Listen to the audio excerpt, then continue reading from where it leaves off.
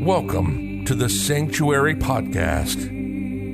Angel Deer is a medicine man and offers his work on sacred land through shamanic healing, energy healing, sound healing, breath work, plant medicine, and workshops and events. The Sanctuary is a community for all those who seek healing, transformation, ancient wisdom, and a place to come together to create a new way of living and relating. This is the Sanctuary Podcast, and this is Angel Deer.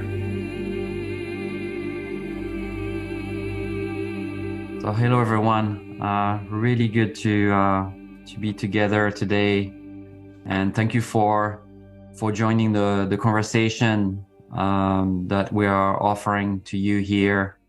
And we've been trying to bring really powerful leaders and elders and people in the Native community that really lead by example of beautiful stories. And I'm really excited to welcome Brandon today. Hello. Brandon and I, we just spent the whole day together. We had a beautiful workshop at the Sanctuary, talking about co-creation, and especially the idea of co-creation with land and with Indigenous people, and how to do that in an authentic way, in a way where there is reciprocity, where there is honoring, in a good way, I would say, like the old good ways. So I'm going to just read the bio of Brandon, and then we're going to dive in. So welcome first, brother. Good to have you here. Thank you. Mahalo. So Brandon Maka'awa'awa, I hope I pronounced that correctly. Yeah. Is the vice president of the independent nation of Hawaii. He assists President Denis Bumpy Kanahele in the day-to-day operation of Pu'uhonua O Waimanalo, the nation's sovereign land base, in which they are restoring the ancient and modern technology enable Aupua ecosystem. And that's something we're going to talk about. Brandon also leads the nation of Hawaii's delegation to the United Nations Permanent Forum on Indigenous issue, where he has given many interventions on Hawaiian national sovereignty, peaceful coexistence, reconciliation, Indigenous economic development and innovation. And Brandon is also the president of Pu'uhonua, a non-profit organization that advocates for the development of more affordable housing options for Hawaiians. Brandon also advocates on behalf of Nation of Hawaii at all levels of government on different issues impacting Hawaiian and their rights. Seems like you're a busy man. Yeah, sometimes. So before we go into all what you do, in Hawaii and the historical context of it, because I want to kind of go back a little bit in the past and explain what happened, right? And why we are here today, really having this type of conversation. Can you tell me a little bit more about you and whatever you want to share, so people know a little bit who is present today, and, if you have anything you want to share that's more traditional for you, a better way to introduce yourself than reading your bio, you're very welcome to do it. No, that's good. That's good right there, Angel. Mm-hmm. And thank you for having me on your platform and, for today at the Sanctuary. Most people know Hawaii as the 50th state, as part of the United States, but actually, Hawaii was an independent country in the 1800s. We were a fully functioning country, not just a tribe or something. Mm. We were the first non-European, non-American nation to belong to the family of nations. We practiced diplomacy in the world when it was just emerging in the 1800s. We were innovators. Our last king, his name was David Kalakaua. He built a palace that had indoor plumbing. He had electricity. They had electricity before the White House had electricity. Oh, wow. In the late 1800s, because of the missionaries and our people were highly intelligent. We began to learn how to read and write in English. And by 1878, we were one of the most literate countries in the world. Mm-hmm. And so we were a country that was evolving, that was still rooted in our culture, still rooted in our ways. But we were beginning to evolve into the world, and this is where diplomacy was going on. But at the same time, what was also happening was we were building an economy for our nation, and we had businessmen that were set up here that were actually the children of the first missionaries that came to Hawaii, and they began to buy up land. They convinced our monarchs to turn from a communal land tenure system into privatized land, and our people didn't understand this concept. Mm-hmm. We didn't have a belief in owning land, because we believed that we were the stewards of our lands, and we were the stewards of our waters, and we were the stewards of our animals. But they convinced our leadership, who are the kings and queens of Hawaii, to turn into a privatized land system. And this started the plantations emerging in Hawaii. And so the big plantations were like sugar, pineapple. You guys all know Dole pineapple. That started in Hawaii. Mm-hmm. Dole was actually one of the people that participated in the overthrow, which would later happen in 1893. So in 1893, these businessmen from America had a lot of political power, because they were, they kind of manipulated our government, and kind of gave themselves a lot of power. And so our last monarch was a queen. Her name is Queen Liliuokalani. She's seen how they manipulated the government and changed a lot of things. Some of the rules they changed were you couldn't vote unless you were a landowner. So a lot of our people got lost their rights early on, because we still couldn't grasp the concept of land ownership. And so the Queen wanted to change and ratify the Constitution to make it more equitable for her people. And the day before she was going to introduce this new Constitution that, pretty much would have taken away a lot of the plantation owners' control over Hawaii, they got a U.S. military ship to land its troops on our shores for the first time. And they proceeded to march down to Iolani Palace, and they held up our queen, and they held up our government, and they overthrew us. And our queen, instead of choosing bloodshed and instead of fighting, which they could have done, because it was only one ship with, about 100 soldiers, we had way more than enough to take them out. She understood that, at that time, it was during the time of conquest, and if you lost a war, you essentially would lose your nation. And so she knew that they were trying to goad her and her country into war so that they could take over. Because if we fought and if we defeated them, and America had to defend itself and defend its honor, then we would have totally have lost our sovereignty back in 1893. Mm-hmm. So she didn't.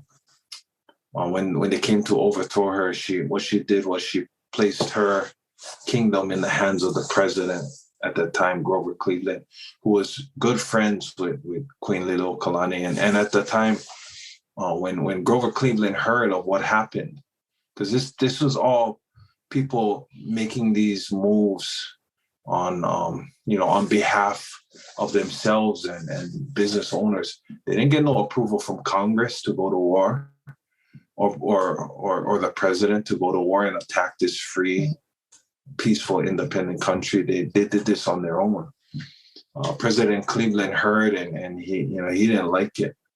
What ended up happening after 1893 was he lost his presidency to a different type of president, and his name was William McKinley. And William McKinley believed in manifest destiny. He believed in America should spread out and spread into the ocean, spread around the world. And so when he came in, President McKinley tried to annex Hawaii. And so when they overthrew us, the people that overthrew us declared themselves the new government, the provisional government, and then they became the Republic of Hawaii. And what they were going to try and do is annex Hawaii to the United States through a treaty of annexation, because that is because we didn't lose a war. The only legal way for a country to be acquired by another country is to have a treaty of annexation. And they went to Washington and they were lobbying all their friends there. They had money, they had influence, and they were gonna create a treaty of annexation where Hawaii was gonna legally be taken and put under the United States. Well, our queen and some of her people, they didn't want that to happen. And so what they did was they organized themselves and they created this petition, and it's called the Ku'e petitions. And Ku'e means to resist in Hawaiian. And at the time we had about 40,000 Hawaiians living. They went around in 1897 and got our people to sign these petitions. And you got to imagine at that time, we didn't have roads going all the way our islands, connecting all our villages. Some of these villages were so remote that you actually had to get to them by canoe. You had to sail to them. So when the petitions were done, they actually got 38,000 out of the 40,000 that were living to sign these petitions against annexation. And our queen took these petitions in 1898 to Congress. And she began to lobby, and she began to say that our people didn't believe, in this treaty of annexation. They wanted their country back. And what she was able to do was actually turn Congress. And in order to have a treaty of annexation, you have to get 2/3 majority in Congress, and they had 2/3 majority in the beginning. But when she presented these petitions to them, they lost the 2/3 majority. And so there was never a treaty of annexation to legally acquire Hawaii into the United States. And so what ended up happening was they pushed through a joint resolution and they just took Hawaii. It's I'm just, I've never heard the detail of that story, and I read about it, and it's just so poignant to hear about it from you. I'm guessing what was obviously the queen, was very wise in how she was seeing what might happen, if there was a war or if there was resistance. But I wonder what was the reaction of the people. Because, in many histories or many territories, when the United States came, right, a lot of people just rebelled, went to war, and then the US took over, right? It happened in other places in the world. So do you think that non-resistance, that kind of way is very deeply ingrained because of the way of living of people, the way of believing, or they were just following their queen? What is that people didn't just rise up and say, hey, we're going to kick those people out? I think, well, first of all, our people believed in our queen. They believed she knew, what she was doing. It wasn't like all of our people were happy and just were with being peaceful. some of our people were ready to revolt and rebel and go to war. And these people were quickly kind of scooped up and arrested and put into prisons and then with being hanged and treason and all of that. And so, there were factions that were ready to go to war. They just didn't do it. They didn't get to that point. It didn't escalate to where, there was an all-out rebellion. What ended up happening was, our country was stolen through joint resolution, and all of those people, all of those Hawaiians that signed the Ku'e petition, the 38,000 people that signed that petition, they ended up becoming enemies of the state when Hawaii became a territory of the United States. They were blackballed. They were persecuted. Our people went from having, like a real status in society to becoming, just people that were on the outside of society. They started to break down our. They made it illegal to speak Hawaiian language in public. They began to Americanize us because they didn't want our people to rebel. They wanted us to keep on this track of being colonized and Americanized. And so, and just to think that was just a century and 128, 129 years ago that we were an independent country. And you fast forward to today and how people have forgotten about that and they don't know about things. Nobody does. Outside of Hawaii, outside of the academia that study these things. But this is what happens when you denationalize a people and you colonize a people and you steal their lands and you just, it's a form of genocide. Genocide is not just what happened to the Jewish people and what happened to the African American, the Africans in South Africa. Genocide is also when you denationalize a people, when you prevent them from exercising their national rights as a people, and that's what they did to us. And it's just trying to give context. This is trauma that we've dealt with, that most Indigenous peoples have dealt with, a similar type of trauma. Ours was a little different because we actually had a country. Our country, we were practicing diplomacy right up there with other countries too. We were brother and sister to the United States. We were brother and sister to the United Kingdom, to France, to Spain. We recognized countries like Argentina for the first time. We welcomed them into the family of nations. We recognized countries like Samoa, other indigenous countries. And I think that was part of the issue too, is that, we were recognizing other indigenous nations. And they didn't, Yes. It was very racist back then. Yeah. And, we can still argue that it probably still is, right? Because when you don't let people practice their language and their song and their culture and their ceremonies and their way of life, even the change that you mentioned about changing the way you relate to land, right? And this idea of ownership of land, that it was not the way you relate to land. And we're going to talk, we're going to come to that. But so fast forward, I want to come more recent time. So basically the country never ceded sovereignty, right? You've always been sovereign. Technically on paper, there was never, that country was never really taken. I mean, it was taken over, obviously, but there was never this, okay, we're giving away our sovereignty and now we are part of the United States. So fast forward, can you talk a little bit about your uncle and, his story and where we are at today, before we talk about the project and what's happening, but politically, like in the last 20 years, what happened? Yeah. So that was in 1893, our overthrow. So in 1993,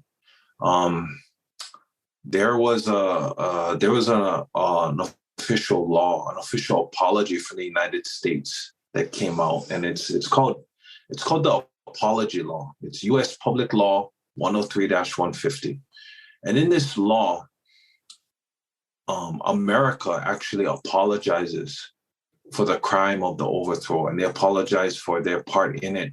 And what they do is they apologize for the 1.8 million acres of kingdom lands that they took from our people. All of Hawaii is about 4 million acres, and the kingdom held privately 1.8 million acres. And they apologize for taking that without compensation to our people, and they apologize for a whole bunch of stuff. But what that ended up doing was... And that was during President Clinton, right? That was at the time Clinton was in power, right? Yeah. Yeah.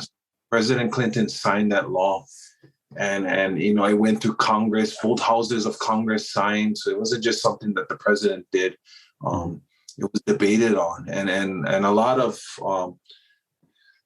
people didn't want this law to go through because they knew the ramifications. A lot of these politicians are lawyers. They understand that if you apologize for something, you have to provide reconciliation. You cannot just say, I stole your lands in your country, and we're sorry, and walk away and then go back to business as usual. When you formally make an apology like that in legal terms, there has to be reconciliation that will happen. And so there's a reconciliation that is promised in the apology law, where they urge the President of the United States and the Hawaiian people to come together to reconcile for this wrongdoing and figure out a way how we can be made whole, And my uncle was the activist at the time, and he was being told and advised by an international attorney. His name is Francis Boyle, and my uncle was actually his name is Bumpy Kanahele, and currently he's the president of the nation of Hawaii. And so he was a longtime activist. He was always fighting the state because he knew something was wrong here. Even before the law came out, he understood that something was wrong with our people and the way they're being treated. And so the state of Hawaii actually asked him to be an advisor to the Sovereignty Advisory Commission, where they were going to look at this law, because this is federal law. This is above state law. Because the state wanted to know what is going to happen now that they apologize, because those 1.8 million acres are being held by the state of Hawaii. Every single acre that the state of Hawaii owns actually belongs to our people. Yeah, and the rest was the private property, right? The rest, to get to the 4 million acres that Hawaii is in total, that the rest is private property, right? But 1.8 is public land, right? It's state of Hawaii, right? It's state of Hawaii land, public land. Mm-hmm. And so what my uncle was doing at that time was actually occupying a public beach park and teaching other Hawaiians about the law that, no, we don't need to go anywhere. You're homeless. You don't have a place to go. Come to this park. Come. We're going to start building right down here. These are our lands. Because this international attorney told him, if you wait for the United States to reconcile with you, you continue to be waiting. You'll be waiting for the rest of your lives and nothing will happen.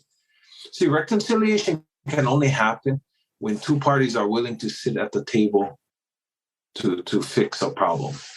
But if one person is at the table and the other person is pretending like they don't know where the table is, the reconciliation will never happen. This is us at the table. This is the state of Hawaii. This is the United States, because there's nothing in it for them.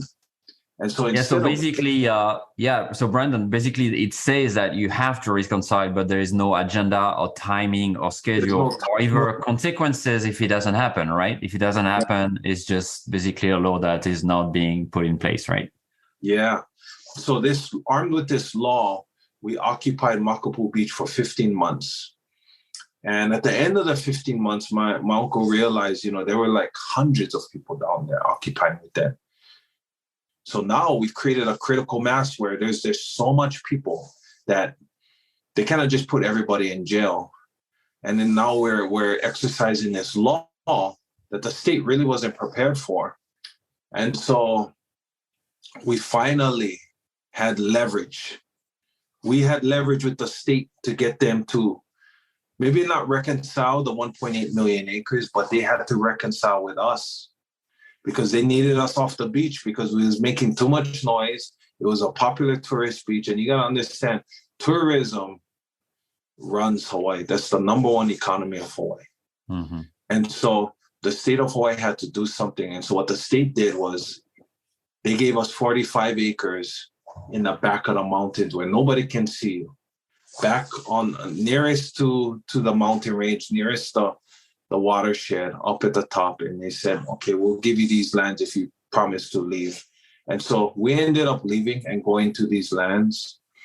And so right now, this is where we reside, on 45 acres of sovereign land, where we practice autonomy. We govern these lands. So our nation right now is about 45 acres big. It's not 1.8 million acres yet. It's not all of Hawaii just yet. It's these 45 acres. And what we've been able to do there is rebuild the independence in ourselves and rebuild the sustainability that our people once knew. You know, our people lived off of the land, in harmony with the land, under this system called the Ahupua'a system. And this Ahupua'a stretched from mountain to ocean, right?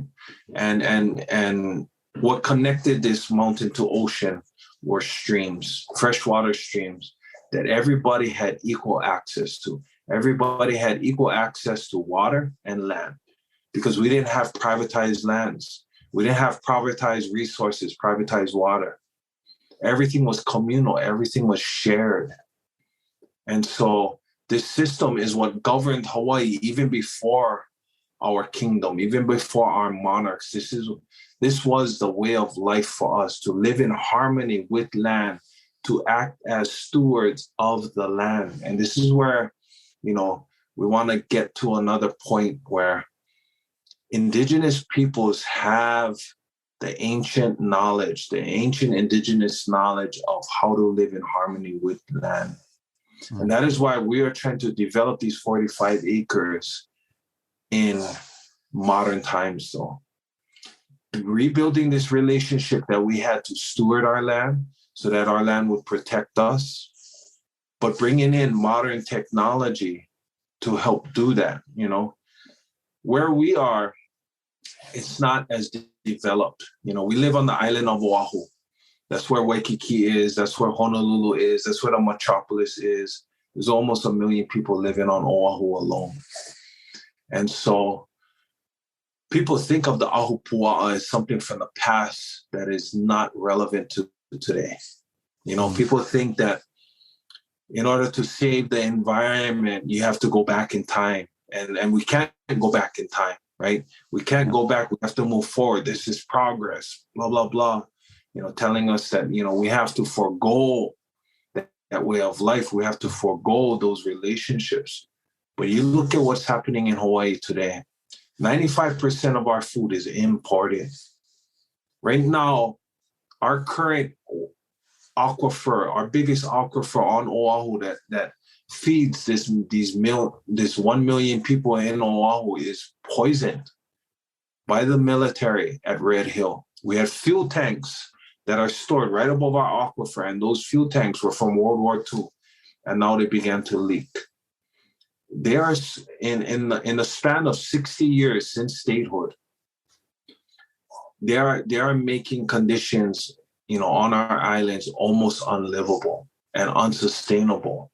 Why? Because when they overthrew us and when they changed our language and when they went for our culture and they tried to Americanize us, they tried to bury that ancient knowledge. And that's why on these 45 acres, we're trying to bring it back. Not just because we want to celebrate our culture or we're trying to do this thing, you know, where we're just trying to protect ourselves for this impending doom that is happening in Hawaii. But we're trying to create solutions on these 45 acres of how we can live in harmony with nature today. You know, in the modern world, right? And you say Aupua as ancient technology, really, and also modern technology, right? That comes together. But Brandon, obviously, so that relationship to land was lost, in the past century, right? Over 100 years ago. Right. So there's nobody alive, I'm guessing, that has known that in there as a live person, right? Or very few people were alive in the time where there was that kind of relationship, right? Even your uncle, it stopped way before that. So I'm really interested, and I want to go more in that Haupua model, which is so beautiful. I mean, you've talked to me about it before, but how do you recover? How do you restore something that's so ancient that has been lost? And also then from there, how do you weave that with the modern world? Because like you say, we don't want to go back in time, right? We want to go forward. So how do we do that? The retrieving of this old knowledge, and how do we do that in a way that's also compatible with this way of life that we have now? Or maybe probably different, right? But I weave that into modernity so that people don't think like we're going back to caveman, we're going back to stone and fire, right? Yeah. Yeah. So the way we have done it is by going back to our lands, right? When there is no political barrier keeping us from our lands, when we get to get on our lands and try and figure out how to live like our ancestors again. How did our ancestors live this way? Our lands are still there. The streams, some of them might be diverted, but the water that where we're living on right now is there. And what we had to do was actually go to the land and let the land speak to us. Because this connection that we had to our land, even though we weren't there, and this has happened, over 100 years before we were even thought of, the DNA in the indigenous brain and inside of us, as soon as we connect to our land again, it begins to speak to us in a way where we can understand, and not in a like science fiction way or like a fantasy, but actually observing the stream, observing how the water flows, observing where is the flood areas, where would be the right place to put our farm areas, where would be the right place to put the houses. So let me kind of give you a picture of what an ahupua'a looks like. So the ahupua'a starts at the very top of a mountain range, right? Right where the clouds kind of kiss the mountains, and right where the mountains kind of penetrate the clouds and begin to the clouds begin to precipitate, and then they fall onto those top mountain ranges, and then from the mountain ranges they go into these little channels, these streams, and then they come down the waterfalls. And then when they come down the waterfalls, then they go through our forests, which had ancient woods that we would use to build canoe, that we would use to build altars. A lot of these woods don't exist anymore because they brought in foreign plants and trees and just took over the whole area. So when we go through these forests and the stream would be coming down, the stream is heading towards the ocean. That is its only goal, is to flow down to the ocean. And this idea of flow is something that is a big theme in the ahupua'a, the constant flow of resources. And water was our most precious resource when you live on an island, or when you live on Earth, actually. Water is the most resource. We didn't have gold, we didn't have silver, we had water. That was the most precious resource. And the Hawaiian word for water is vai. And the Hawaiian word for rich or abundant, somebody that is rich or abundant, is vai vai. Water, water.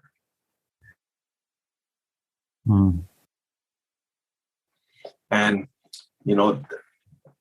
this water, when it would come through the forest, now, when it makes its way into like the plains areas where we would have our We call them lo'i or taro patches, which are basically wetland, almost like rice paddies. And you see the rice paddy terraces in Asia, in Vietnam, Japan. We had similar types of terraces, and the streams would flow. We would make channels that go and take this water into these paddies. And so we would take water in to our paddies, and they would go through all these systems of paddies. And at the end, that water, that nutrient-rich water, would go back into the stream, right? And then once it went back into the stream, now it would get closer to the shoreline where our houses actually were. And then when it would get to the village area where we would have all our grass huts, that's where people would use the water for different types of things, washing, clothing, or bathing even. And then once it would pass through the village, it would go into the mouth of the stream, where the stream met the ocean. And in that area, when the waters meet, and when you have all this nutrient-rich fresh water that is coming through the lo'is, coming through the village, and taking all of this mana and energy that we're giving to it, it now hits the salt water. Right around there is where we would build a local i'a, which is stone-walled fish ponds, because we actually farmed our fish. We didn't go out on a canoe and go looking for marlin or ahi or whatever it is. We didn't do sport fishing. We harvested fish inside these ponds. And the ponds had gates on top of them, and they're like sticks that would in between, everything would be coming to like walls right here. Then you would have these sticks that would come in, and they were just big enough to where the baby fishes from the outside in the ocean would swim in to feed on these waters, the salt and the fresh water with all the nutrients in them. This is where life is created. And so they would feed on these waters, and they would live there, and they would eat, and they would be happy. But then when they would get too big, they cannot leave the fish pond now. And that's why these fishes that lived in these fish ponds, they were the ones that would feed our village. And then, but the Ahupua'a actually continues. That water and that whole system keeps going out. It goes into our reefs, and then it goes out into the ocean. And then from the ocean, the water would be evaporating, and then it would go up into the clouds, and then those clouds would come back into the mountains, and this whole system would start all over again. And so this is the Ahupua'a, and this is what our people's main responsibility, main kuleana was to ensure that this flow continues and that nobody disturb this flow. And we had strict laws that people would know already, because we've been doing this for thousands of years. Mm-hmm. They understood that, if you were going to gather fresh water, what you would do is you would go all the way to the top, into the forest, and that's where you would gather your fresh water. You wouldn't gather your fresh water down by the village where people were washing things, because that water is already, that's not good for consuming, because, it's unpure. Everybody had equal access to the water. So it didn't matter if you lived up at the top of the mountain where the water first started, or if you were down at the bottom of the ocean. Everybody had equal access to the water, and everybody had their place in which they knew what they could do with the water. There was a certain place to use the water to farm. There was a certain place to use the water for cleaning. There was a certain place to use the water for consuming. And this Ahupua'a was a system that was created because we lived on an island with finite resources. We couldn't go somewhere else and go get fresh water and bring it back. We had to preserve the fresh water that was there. We had to preserve the food that was being produced on an island. We don't have huge flat areas where we can just produce all kinds of food and all that. We only have certain areas, so you have to make do with what you have. And And these ahupua'a that we build, they weren't the original builders of this was nature. Nature showed us where the ahupua'a and the floor and how everything was going to go, and we started to live around these areas. So we wouldn't build our houses in low areas where the waters would constantly flood. We would build them up, kind of away from the waters. We would situate ourselves as near nature as possible, but also with the understanding that nature will do nature things. So, if some sort of disaster would happen, our people wouldn't be put into danger. And that's why, out of all the stories that we've had in our history, there's very few stories about natural disasters killing off a whole bunch of Hawaiians. Why? Because we paid attention to nature. So whenever nature moved, our people were agile enough to change. At points in times, rivers and streams move because of different types of climate changing or different types of topography. Things just change. We didn't get stuck in one area. We had grass shacks. We could move. We didn't need to live in a certain area for thousands and thousands of years. We changed constantly according to nature. And this is why it's so important for us to do what we're doing on our property, on these 45 acres, because we're trying to show people that this is the way we will survive in the future. When you talk about climate change and you talk about all these things that are happening around us, we're constantly trying to figure out how we can manipulate the earth back into a more comfortable situation for us. It's getting, the world is getting more warm, so we're trying to control our carbon because we want the temperature to come down. Some of these changes that are occurring, it's being caused by pollution, but it's also the earth. The earth cools and warms over periods of time. There's nothing you can do about it. What we need to do is learn how to change and adapt and put our efforts into there.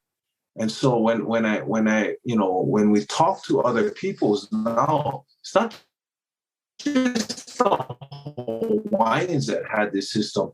Indigenous peoples, wherever you live, there was an indigenous people that used to live there for thousands of years. We need to tap into that knowledge. We need to understand the way they lived. And not all indigenous peoples remember that. Just like us, we didn't remember that. We didn't know how to do that. The way that indigenous peoples will remember is if you put them back onto the land. And so it's so important that we rebuild this relationship that we have with indigenous peoples and indigenous knowledge, because that is what is going to protect us in the future. I came to New York just this past week for Climate Week. And there was a lot of conferences, a lot of people I've seen. And I heard a lot of times people talking about indigenous peoples, and we need to learn from indigenous peoples and blah, blah, blah. And they have indigenous peoples opening up the conference with prayer and chants and all that.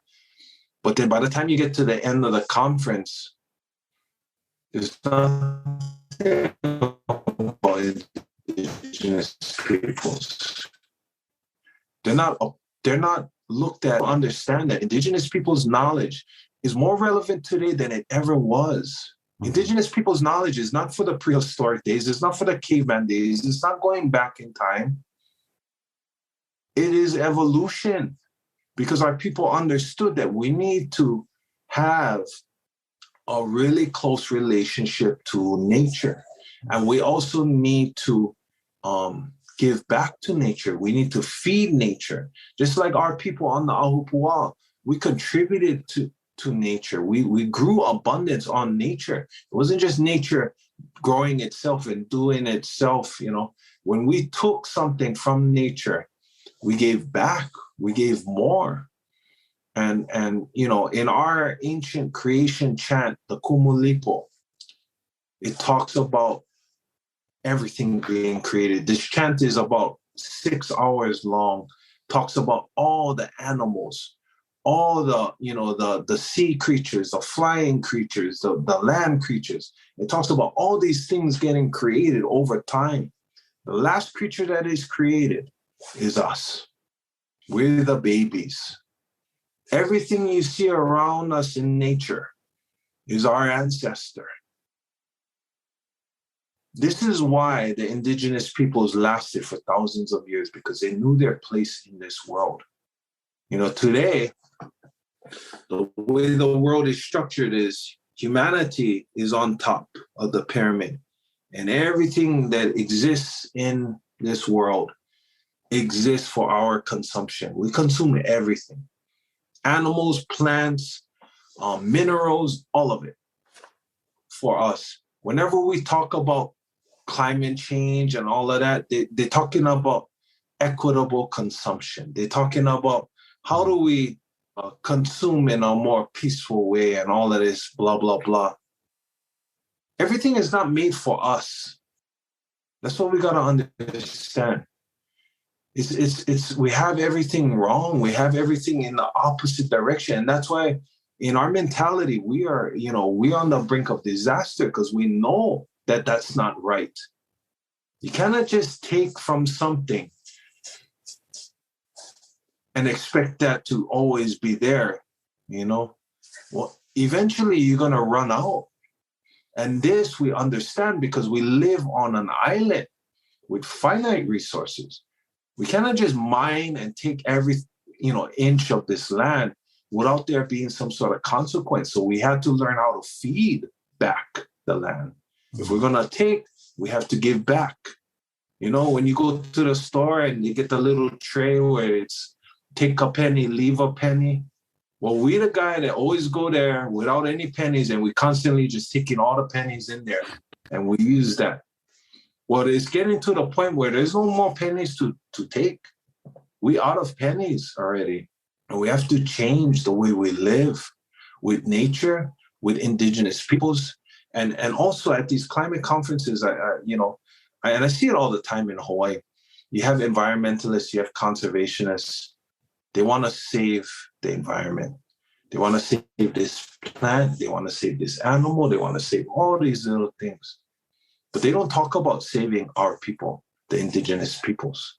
They want to save these things for their own use, but they don't want to save us. And the indigenous peoples and the land and the animals go hand in hand. You have to save them all. We have to do it all together, because they're the ones that are going to guide you out of this. This animal that you're saving is not going to tell you how to survive on this planet. They cannot speak. These trees and this fauna that you're trying to save, they cannot give you any advice of how to live in harmony and how to save yourself. The indigenous peoples can, but you don't see that. You don't know how it begins. The reconciliation that happens when indigenous peoples get back to their lands. They feel supported. They feel empowered. It's a powerful thing. And what we're doing on our land is just an example of something that can happen that we want to see begin to be successful, so it can be modeled, so it can be shared with other indigenous people, so it can be shared with other communities. Because the people that's going to have to help us in Hawaii are the non-indigenous peoples. Everybody that came here and is profiting off of our demise and our oppression, we have to forgive them and work with them to try and figure out how we get ourselves out of this mess. We're done listening to them because they don't have any more solutions, and their solution is just make more money, and then we're gonna figure them out and buy our way out of this. You cannot buy your way out of a natural disaster. You cannot buy your way out of the climate change that is happening, the oceans rising. You're gonna have to learn how to adapt and live in harmony and bring that balance back that we once had. You're listening to the Sanctuary Podcast with Angel Deer. While you're listening, Browse the website at www.thesanctuaryheal.com. Yeah, and I'm so touched, and thank you, Brandon, for sharing all that about the Pu'uhonua ecosystem and system. And I really love this part where you talk about this connection, right? Which is really what it's all about, your connection to the land, right? And because the land has been with you for millennia, the way she can speak to you and the way you can speak back and the way you know how to give back is unique. And that's something that Indigenous people carry in their DNA, right? Carry in your spirit, carry in your chanting, in your creation stories, in everything. And there's something really profound there. And I have a feeling, that Pu'uhonua, which is that, the river's flowing down, but it's much more than that. It feels very much about rewiring the mind, right? The spirit, rewiring our relationship with each other. Can you talk a little bit about that? How Pu'uhonua is an ecosystem for the mind, body, spirit, for a community, right? That's beyond just the nature flowing of the river, right? But going a little bit beyond that. Yeah, so it's, we're rebuilding a physical ahupua'a, but really ahupua'a is a mindset. It's learning how to live with others and being accountable to others. Like I told you earlier, we had strict laws that prohibited you to use the water in a bad way. So you wouldn't, so that the water that fed people to drink, you wouldn't go above them and take a piss in the water or do something to dirty the water, because that would affect other people. So, and if you were caught doing that, then you were dealt with swiftly, just like nature. If you walk off a cliff, you got what you asked for. And it's the same thing in Hawaiian law. It was swift punishment because you knew better as a person. You knew that what you did would affect somebody in a negative way below you. So we had places where if you violated these laws and you were caught, you were dealt with swiftly. But also we had places called Pu'uhonuas, which are sanctuaries that you could actually run to. And if you made it there before they got you, after you did these things, you were taught how to reform, where you went wrong. And when you learned that and you understood where you went wrong, then you were allowed to go back into society. You are a reformed person. But really, it was about understanding that everything is shared. Since everything is shared, in society, water was free. The land wasn't owned by anybody.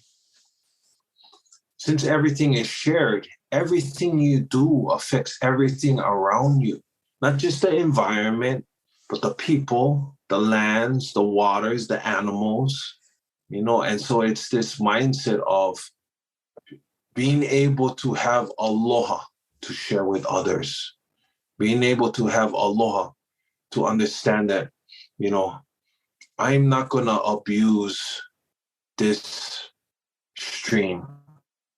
I'm not going to abuse and take more than I need because this is supposed to be for others. There's more than just me in this world.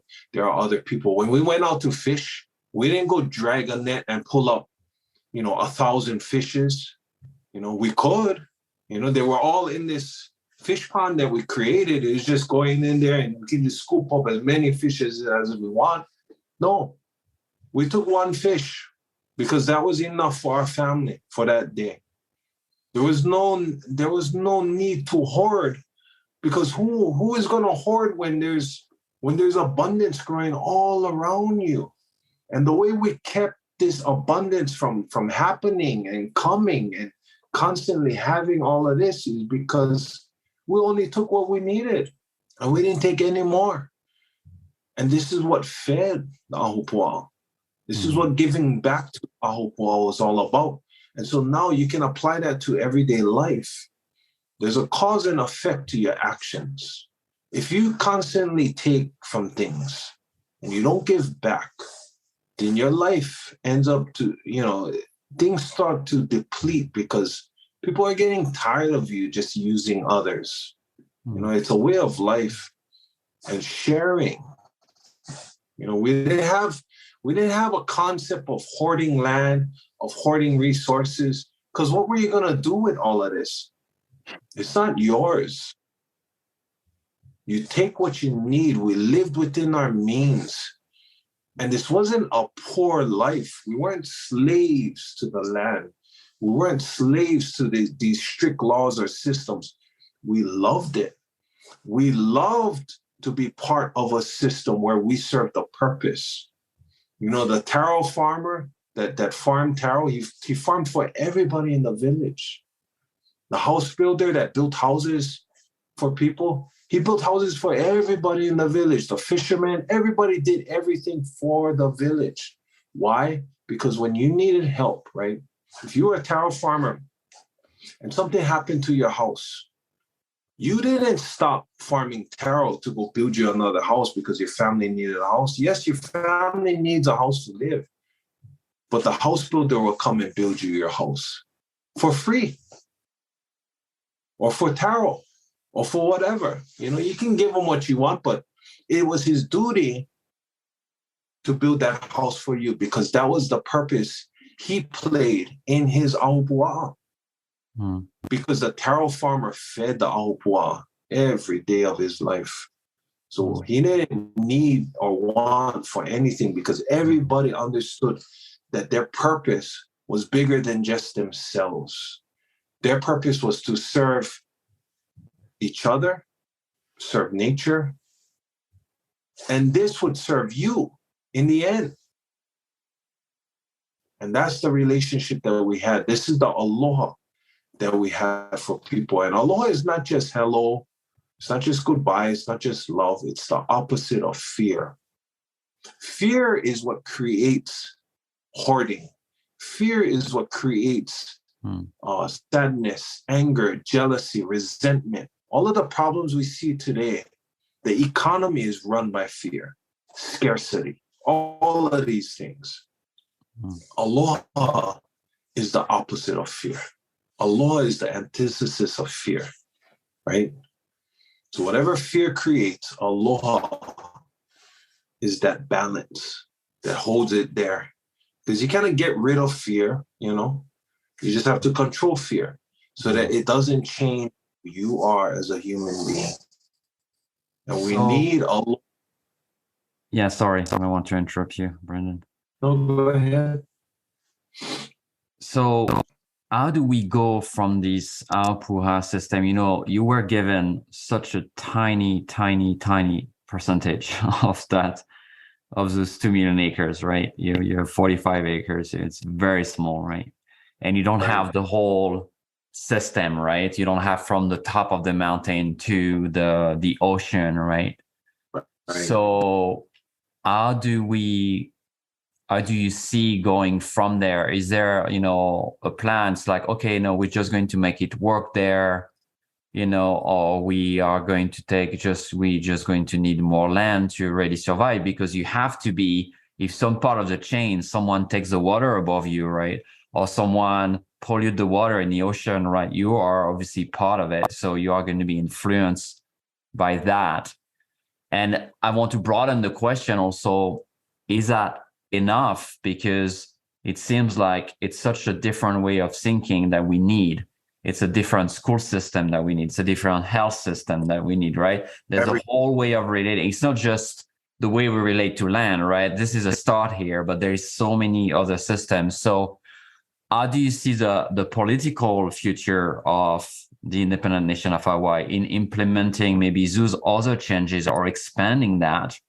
And maybe it's more a question for you, Uncle, but I'm sure you had discussion with them, how do we do it on such small territory where most people probably live on places that are, private, and they need to pay rent, and they might have to go to work just to feed their family, right? Because they can't come work for the community yet because there's not enough job yet or resources yet. So how do we scale that at a pace that's enough and quick enough so we can restore this for your people, for the whole world, right? Not just for your people, but for everyone, right? Yeah. And so the way we scale this is we got to begin now, and our 45 acres is really small, and it's going to affect a small amount of people, but that's easier to start now than changing the 1.8 million acres that has been overdeveloped, that has been raped, that has been taken advantage of. You can't convince all these economies that have been built upon these lands, you can't take all that away. That's not what we want. We don't want chaos in society because people don't understand how to live like that yet. That's why we have to test pilot that project out now on our 45 acres where we are agile enough to change. Like I said, we need to get into the mindset of being agile to change. So and being at one with nature, we have to be able to change as quickly as nature changes. And so on this 45 acres, we want to test pilot these technologies that can help redevelop our ahupua'a in our area, but also we can bring in people from the government, from the state, from the United States, from other indigenous tribes, from other people that are non-indigenous that are just looking to rebuild this relationship again and create a different way of life because there is no other choice. We have to build out our area first now because we have the area, we have the government that wants this to happen. No other government in the world is talking about this type of systematic change in which we all share with each other. We don't have privatized land in the nation of Hawaii. Everything is communal. Everything is shared. Even the way we're building our economy and how we're setting up our businesses, we're setting them up like as if they were ahupua'as unto themselves. And these innovations that we're bringing in, we're going to partner with these innovators and create solutions for the state of Hawaii so that we can bring in our own economics. So it's not just us asking for money, constantly all the time. We're going to have our own economy. We're going to be building things. We're going to be creating things. And these companies and these industries that we build up, our nation is going to create shareholdership for these companies so that every Hawaiian and everybody living in Hawaii has a share in these companies. This is the economic part of the ahupua'a now, because we're at the top of the ahupua'a. This new invention and new technology is coming to us first. And what we're trying to do is make sure everybody has equal access to this. Everybody, all the way down to the shoreline, the person farthest away from any of these types of ideas have access to it. The people that don't even know this is happening, we have to share. We have to do it first. We have to teach people how to live like this. This is part of trying to educate people through experience. If we want people to change, we have to be willing to change ourselves first. This utopian society that people think is impossible, that we're talking about how our ancestors used to live in back then, if we don't test it out, nobody will ever believe that it is possible. So we have to do it, and we have 45 acres where we're trying to do that. And hopefully this is a way where people get motivated and they stop living in fear and they start living with aloha, and they start following and looking at some of the examples that we will be doing in the next few months, few years going forward, because we have no time to wait anymore. We cannot, just like we couldn't wait for the United States to reconcile with us directly, we had to take action. We had to occupy lands. That's how we got where we got. The earth, humanity cannot wait alongside and wait for these big governments to change the way they live. They're not going to. They don't see how it's possible, not with the populations and all that. Hawaii right now has about 1.3 million people living in it right now. All kind of problems, 95% of our food imported, poison water, over pollution, sewage, everything, all the problems, filled up landfills. At the height of Hawaiian civilization, we had over 1 million people living in Hawaii, almost the same population that there is today.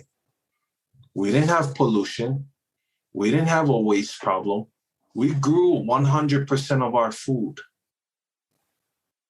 All of these things are possible. It's possible to go back, but we need to understand the indigenous knowledge, and the indigenous knowledge that we as a people carry as indigenous peoples only can be unlocked when indigenous peoples go back to the land. That's why I'm saying everybody has a role to play in reconciliation. It's not just the governments that got to reconcile with indigenous peoples and all that. You as a person can do the same thing. You can reach out and you can reconnect to these indigenous peoples. But you need to build a relationship with them. They need to be able to trust you. And that's going to take a while. And so that's why, we want to help and kind of showcase that. So it's not just us saying. Yeah, that's a good segue in my question, because very often, there's a tremendous amount of trauma, right, that has happened to indigenous population in Hawaii and all over the world, right? That is still happening, right? Oppression, sacred sites where we build things that we think we need and we don't respect that this is a sacred site for indigenous people. Water access, land right. I could go on and on and on and on about the problem, right? So it's completely normal that as a consequence, indigenous people can be very wary of people who are non-indigenous, and having any kind of relation, right? Not even talking about conversation, but, commercial or any kind of discussion that could happen in that space. So I would love to hear, because I know you do a lot of partnership with also non-indigenous people. And, we have a common friend that works with you and she's not indigenous from Hawaii. So what is your view on that relationship, and how, do you see that evolving in the future so we can reconcile, so we can cooperate, so we can co-create? What do you see are the steps, and maybe what do you think is in the way today or is not done properly to have this happen in a way that you feel as indigenous person is the good way to do it?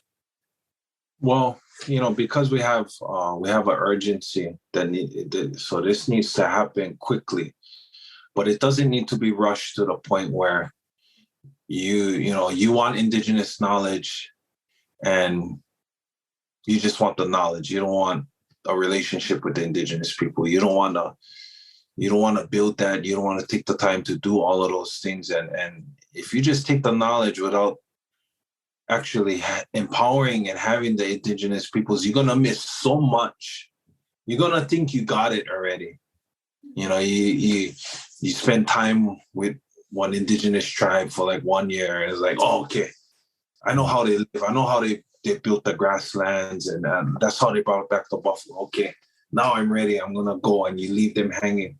No, there's so much things. It's constant learning and constant living with nature that we still need to understand, that even indigenous peoples need to understand. But we have to build that relationship there. And it can't be an extractive thing. We cannot appropriate people's culture. We have to empower them to step into their place as indigenous peoples, And the reason why I concentrated on indigenous people so much is because they have that knowledge that all of these climate change guys are looking for. They have all that. And these climate change scientists and the governments don't look at it the same. They don't value that, because they look at indigenous peoples as barriers.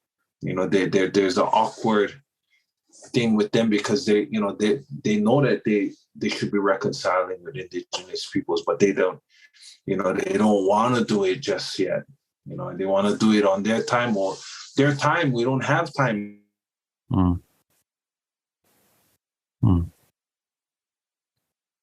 Don't wait for your government to begin reconciling with Indigenous. You need to build a relationship, and you need to rebuild that relationship now, and then that can be done. But you have to do it in a good way. Like Angel was just saying, this is not something that you should be rushing into, that you should be forcing yourself onto them.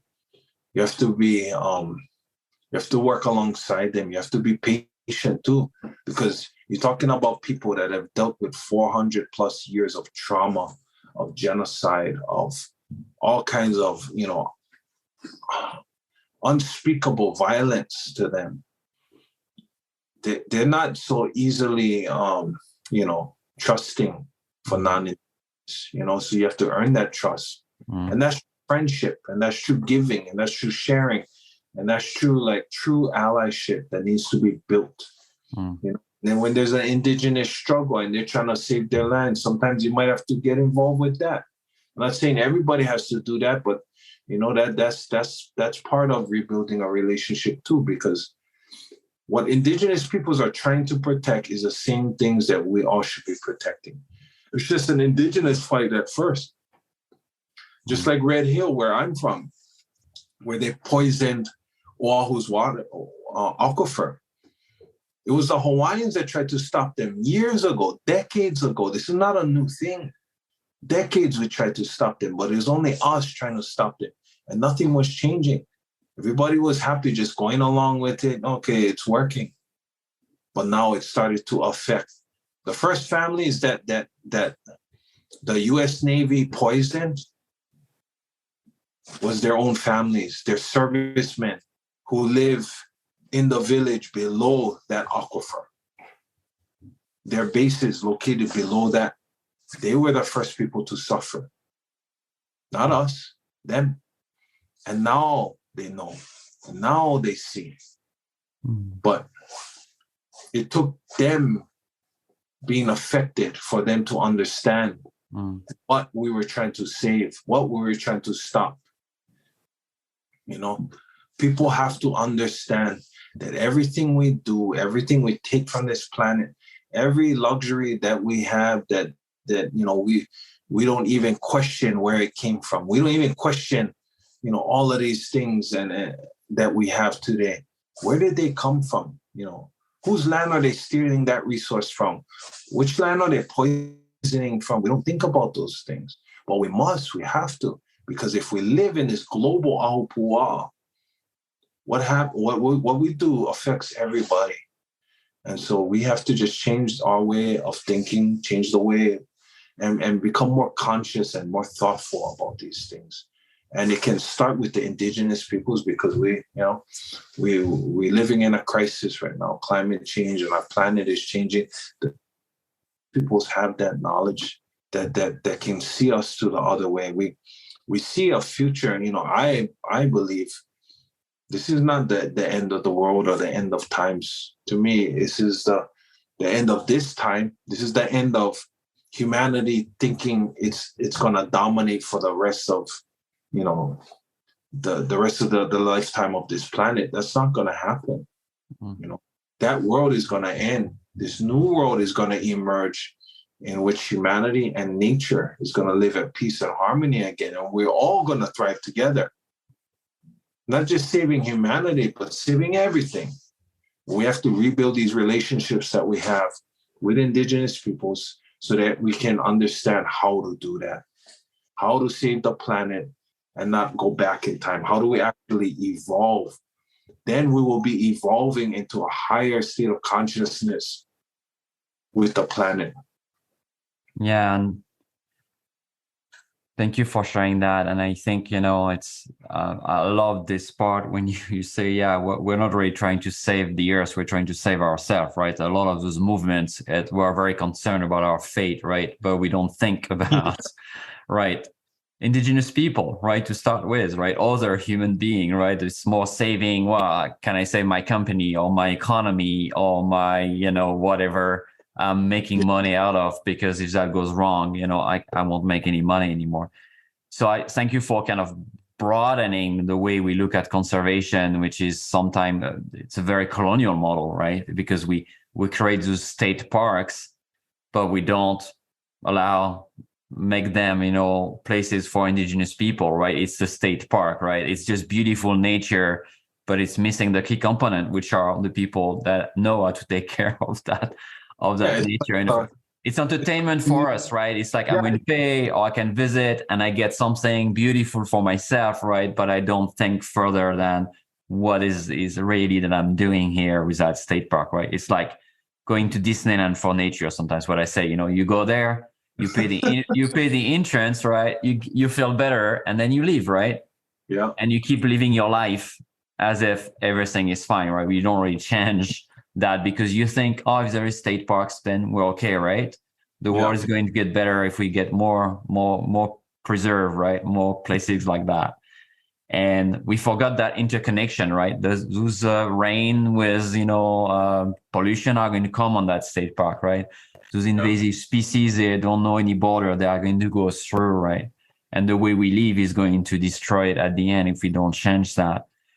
So, I feel very much, and I have moments like that personally where it can feel pretty doom and gloom, pretty dark. I know a lot of young people, especially, that are growing up in this world, when they start to realize what's happening, can feel very stressed. There's a lot of anxiety into, for many people about what's happening.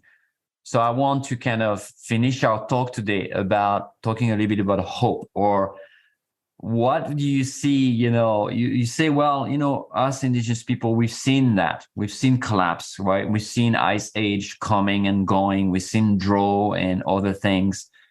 Here we're experiencing at a fast pace, right? Like nature never changed that fast. Mm-hmm. So how do you keep yourself hopeful, or what do you see as sign of hope, or what do you want to share with people that are going to listen to this talk about how to stay in good spirit, right? How to stay, joyful, engaged, feeling being, so we just don't close our hearts and we can respond to the crisis with a lot of heart, but without the collapse that we might experience if we feel the tremendous amount of losses and pain that is happening as we speak. How do you do that for yourself, and how do you think we should do that to stay in that vibration, I guess, that hope, that love? Well, for me personally, I used to feel like that before I started doing this work for the nation, before I had the ability to go back on the land and to do the things we're doing. And what gave me hope is when I started to give back to the land, and when I started to be of service, and when I started to be a true steward. I started to receive the blessings of whatever God or spirit you believe in. I started to receive these things because I was beginning to give now. Because I was giving, I was receiving not just food from the ground, not just understanding and knowledge, but I was being blessed and given hope, because I can see how I was when I was young and colonized, and I lived in a city, and I never knew my history, and I never knew my culture, because I was taken away from our lands. We didn't have access to any of that. When I was able to go back onto these lands and learn from the land and from nature and from my elders that are starting to do this work again, that is what built up the hope, was when I began to give back to that. And I started to see, when I gave back, things were becoming, things were just opening up. Relationships were opening up. I began to meet people who were doing the same things as me, and we began to collaborate in that. So this world didn't feel as hopeless as it seems. And now I actually feel like this is our blessing. This is the way that Indigenous people will finally get reconciliation, will finally get seen, will finally be noticed, will everything will finally be acknowledged, because we will take our place amongst nature as the stewards, not take the place of our oppressor, and now you have to be below us, and we're going, okay, it's our time now to rule you. That's not what I'm talking about. I'm talking about bringing Indigenous people up to your same level, because right now we are not. We're down here. We want to be here with all of you. We want to go into this future together, playing our roles together.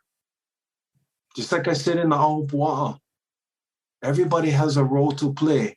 Indigenous peoples and yourselves, the people that live in this modern world and trying to find who they are and what is their purpose. This is your purpose now.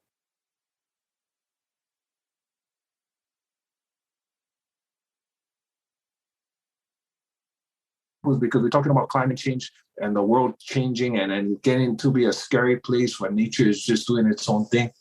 That's one thing, but I'm talking about what is your purpose to your community? What do you do that serves your community?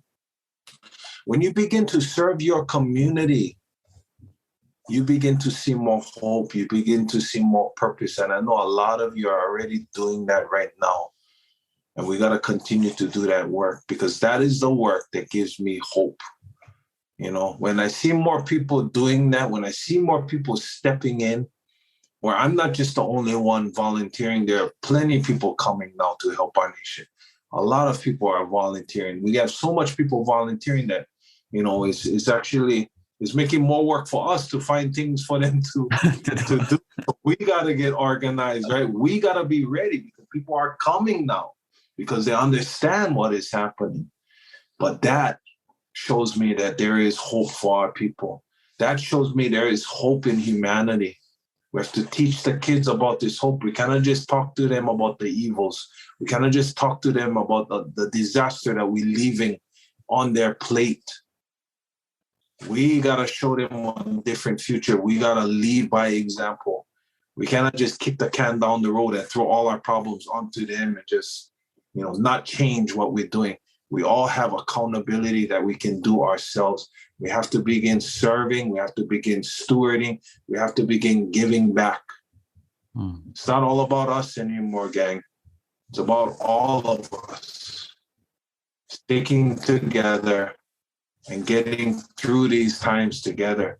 And I tell you, when we can do that, a new world will open up for us. Everybody that is not ready to do this, you cannot change those things. They don't stick with nature in these next few years.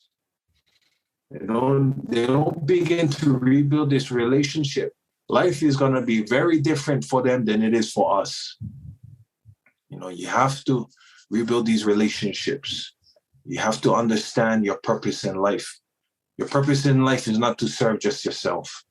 Your purpose in life is to be of service to others, to be a steward. And when you realize that, you'll have hope for the future. Thank you. I'm feeling this so deeply in my body and in all of my being, and I'm sure people listening, are feeling this.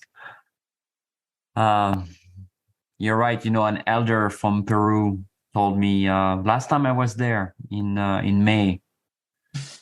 He said, it's like I see all those new AG or new communities, they're all praying for the earth, right? Everybody's praying for the earth, but nobody's planting a seed.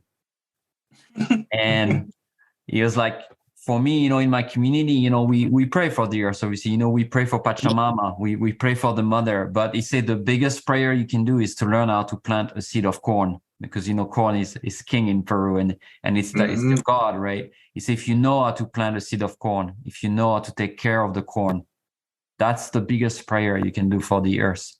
Like seeding the earth, right? Planting, like taking care of her. And I can feel that in the way you talk about service, in the way there's this immense love for the land, and in the way of the relationship, the level of relationship you are talking about. that giving back. That's really powerful. So thank you for sharing that.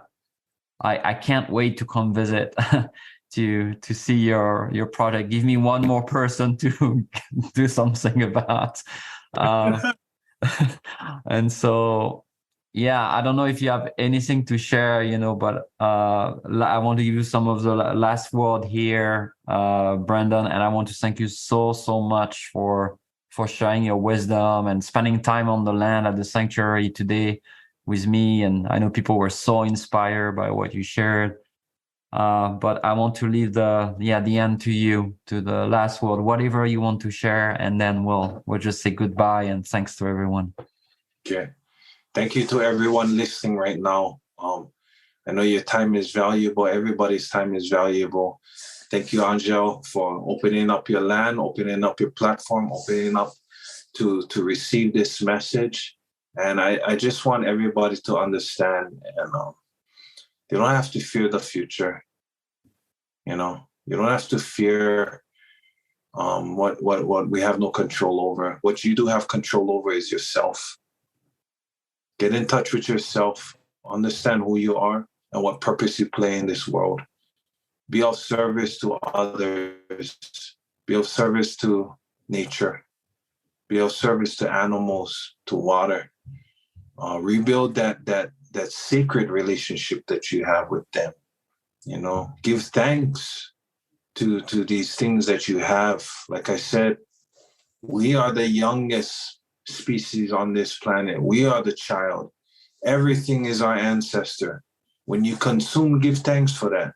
But understand that relationship that you took, and that whatever you consumed needs to be replenished. So begin replenishing.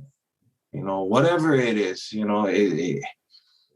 Sometimes you cannot replenish what you take, but replenish something. Start somewhere, wherever it is, even if it's replenishing reconciliation to Indigenous peoples, reconciliation to people that are oppressed, reconciliation to people that don't have what you have, your blessings. The more blessings you give, the more blessings you receive. That's just how this world works. And you believe in that future because we have hope in that future. And if you do that, we'll see you on the other side. There's no fear. You have the keys you have right now. You have the lessons you have. You know how to do it. So, thank you, Angel. Thank you, everybody. Thank you, Brandon. Thank you, everyone. Yeah, much blessing to all. You've been listening to the Sanctuary Podcast. Thank you so much for listening. Remember, we're a source of talks about spirituality, personal transformation, energy healing, shamanism, and earth-based practices. For more, visit thesanctuaryheal.com. On the website, you can find out about our events, our retreats, healing offering, our spiritual blog, and you can also register for the newsletter. Again, visit thesanctuaryheal.com. Till next time, this is the Sanctuary Podcast, and Angel Deer signing off.